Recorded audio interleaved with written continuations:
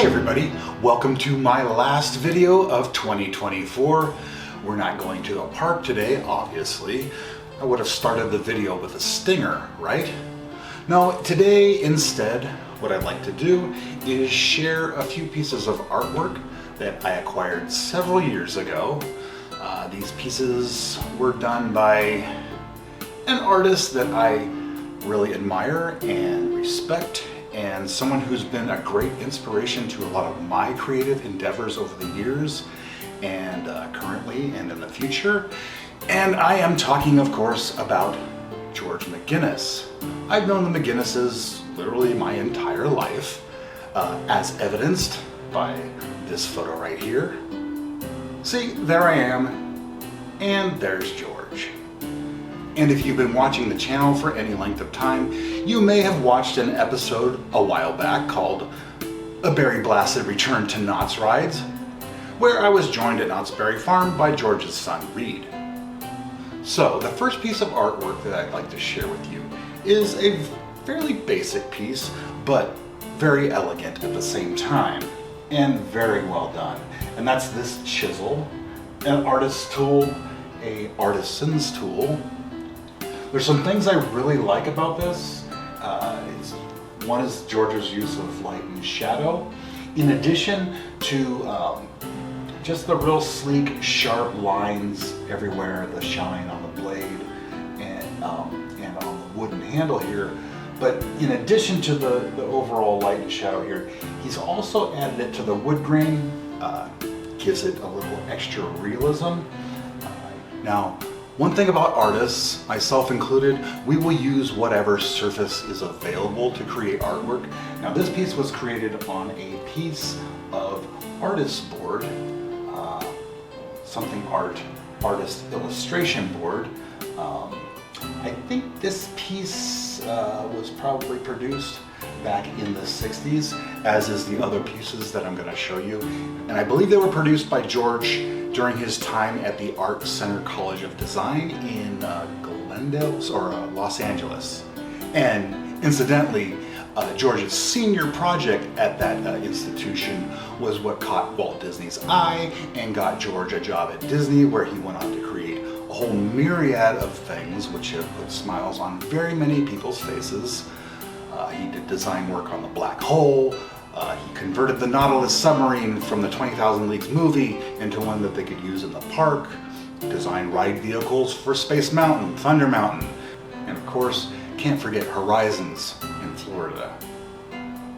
Okay, so the next piece that I'd like to show you is one that you may have seen before if you've seen my Instagram or some of my videos, because it does pop up as an Easter egg.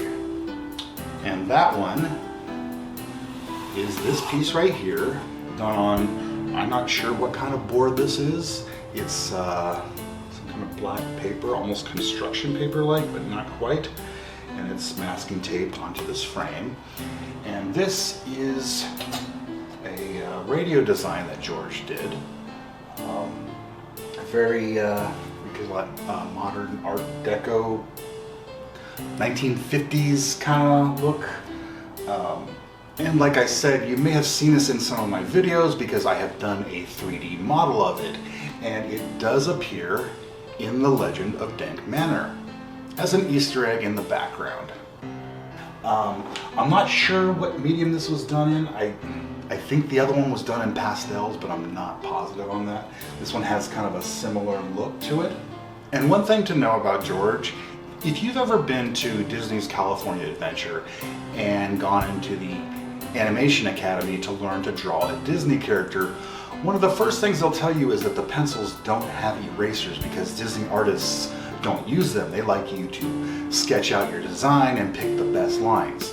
The thing about George, he didn't mess with any of that, and yet still did not have an eraser on his pencil generally, or didn't use it, because when he put lines down, they were where they were supposed to go. George didn't do a whole lot of erasing during his career. And actually, this is one of my favorite pieces of George's. I have one more piece to show you, and it also is one of my favorites. And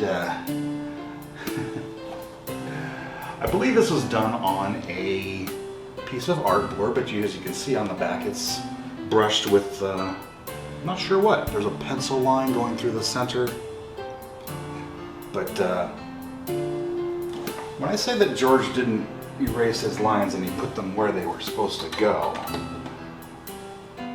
I see no evidence of any erasing on here. I think this one may have been a pastel. Again, I'm not sure on the mediums on some of these. It does not look like, this is not oils, it's not watercolors, from what I can tell.